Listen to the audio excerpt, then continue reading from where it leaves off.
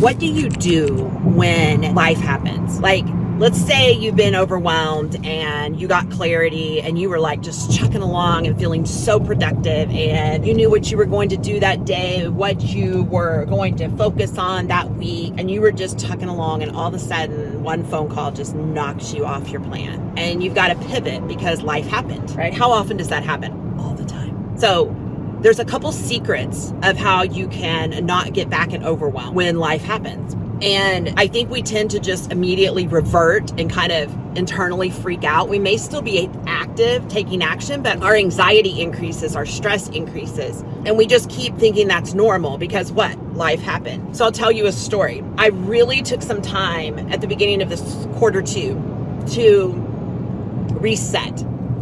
And what I thought I wanted to do this year kind of changed, and I really didn't feel like I set real good intentions at the beginning of the year. I was kind of just waiting on God, waiting on some other things to happen in the business, in my life, and I just really didn't sit down and take the time to do it. So this quarter I was like, I'm gonna rock it. Like, I'm ready. Let's freaking go, right? So I sat down, I got very detailed, very clear on everything in my life, my marriage, my business, my health, all the things. And then life happened. And one of my best friends, her dad died, and the funeral's 4 hours away, but I felt like I really needed to be there just to show up, not do anything else, just show up. On top of that, I have somebody in my family battling stage 4 lymphoma who's not feeling well. Well, that's another 3 hours on top of that. And I thought, well, I'm already halfway there. Let me go figure out how I can help for a couple days there.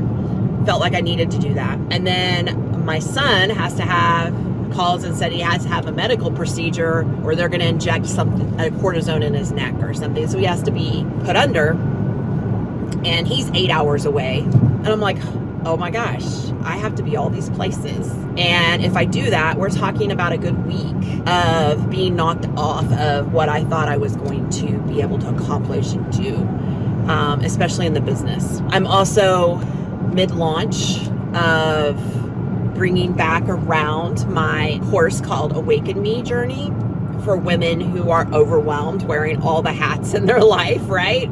Your wife, your mom, your business owner, your chauffeur, your doctor, your friend, your everything. And we get overwhelmed, but really it's because of the lack of clarity. So here's the secret I was talking about.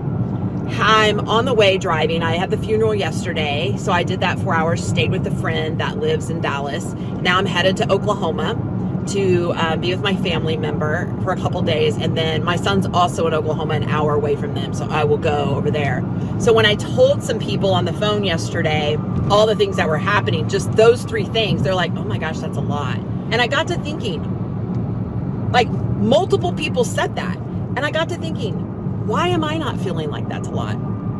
Like, it is a lot, and I know it's a lot, but I don't feel that in my body. I did last week when it all started coming, like a few days ago, and everything started coming, and I was like, oh my gosh, how am I going to do this and still keep the commitments that I just made 2 weeks ago in all my clarity about my whole life? And I thought, I let myself go there for a little while where the stress went up, the anxiety went up. I'm like, I can't even process things right now. And guess what? I just ended up staring at my computer. I ended up not taking the walk that day that I promised I would do because I just got overwhelmed again. But the secret is how long it is from the time you start getting overwhelmed to the time you can start pulling yourself back out of it. And when you can pull yourself back out of it faster, you don't go awry. Yeah, some things had to change for the short term. I had to reconfigure what I was going to do this week. I had to shelve things that I was planning to do that weren't just a priority, because at the same time, my friend was a priority, my family member is a priority, and my son is a priority. And if I can fit the work in the middle of that, that still has to get done. And I'm on deadlines. Like, we're not talking, I don't have other people waiting on me. Like, we're going live regardless of if I get my stuff done or not in a couple of weeks. I may have to fit it in, but I also realize I may not be able to do all the things that I wanted to do. It may not have been as perfect as I wanted to do it. because I had to really sit down and get intentional about what this next week is going to look like. Because then after all this is done, I've got an 8-hour drive back home. And part of that is I bought this little doohickey to put my phone up on my windshield, which I don't love. And I thought, well, I need to make some videos and talk to the people so I can help them get out of this same situation that I keep finding myself in all the time. I mean, I help entrepreneurs, CEOs, professional athletes get out of this. It's something that everybody deals with. And I thought, well, the only place I can record is my car because I don't have time to sit in my studio right now. I don't have my studio right now. Then this is what's going to have to happen. It's not how I want it. It's not probably the way it should look. It's not all totally professional, but you know what? I wanted to still show up. Life's going to happen. You're going to have pivots and you're going to have things take over. So it's really dialing in with clarity. What exactly has to get done? What am I capable of doing without, putting myself, laid out on the bed, not wanting to get up? I've been there too. How do you do it? You have to shorten the time frame from the freak out to, okay, I know where I'm going. I know what I want. I know my priorities. How do I fit it all in the day? And when I do that and I shift, what am I now having to say no to? Or who am I now having to say no to? And that cannot always be you. It cannot always be your health. It cannot always be your sleep. You have to still maintain some semblance of a foundation. I am like the first that'll be like, well, no, my kids are more important. My friends more important. I'm not going to worry about eating. I'm not going to do all of these things. And I could go downhill very fast. But then guess what? I don't feel good. I'm tired. I'm exhausted. I can't show up the way I want to show up. All this to say, I know you feel this, but you really overwhelm is just the lack of clarity of what has to get done. And right now I'm going to say, I don't know. I had my weeks planned and now I have to reshuffle them. So always write it in pencil. I guess there's another good tip. Always write what your clarity is in pencil because you never know when life's going to happen. And right now I am taking it day by day. So yesterday I chose to worry about getting myself to the pact and to the funeral and to my friend's house. And that's it.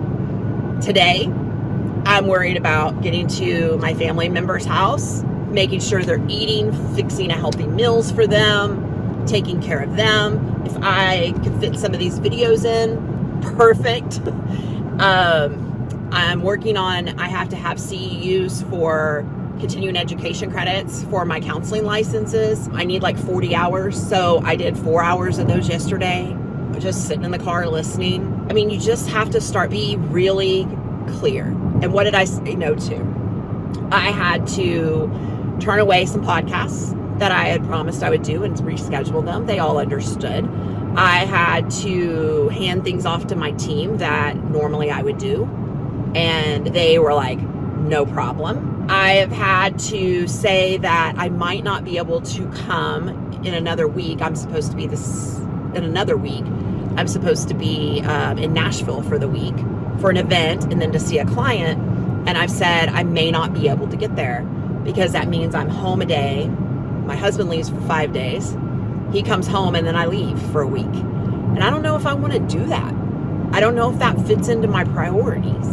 So as much as I want to be there for this event and this mastermind I'm in, and I love to see my clients in person, I don't know if that's what I should be doing right now. So that's something I'm gonna have to figure out. But I called him and told him, hey, I'm a maybe.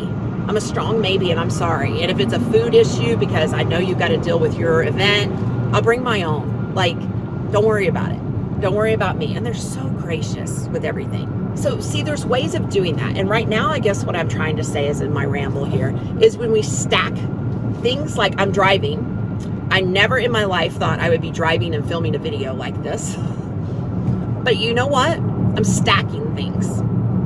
And I promise I'm paying so attention to the road. You probably can notice I barely look over here. But I am stacking what I can do. And I'm stacking the fact that I'm in the car stuck. So why can't I listen to those trainings? Why can't I Voxer my assistant?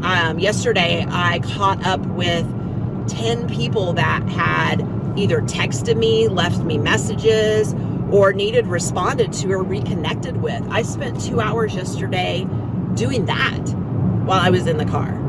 So stack things as you can, stack habits, like stack it, and just shorten the time. Pull yourself out of it.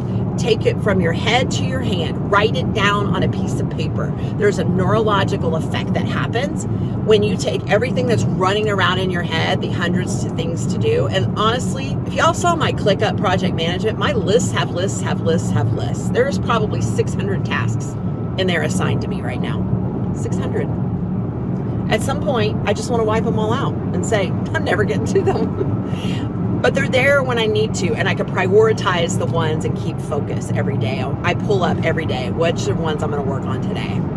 And I just keep moving. So what you want to do is take it from your head to your hand to paper. There's a neurological effect that happens when you do that. It's not putting it in your digital things. You could do that later, but just brain dumping everything that's rattling out of your head. It helps you almost immediately slow down the anxiety and desensitize your body and help you get out of the overwhelm. It's powerful.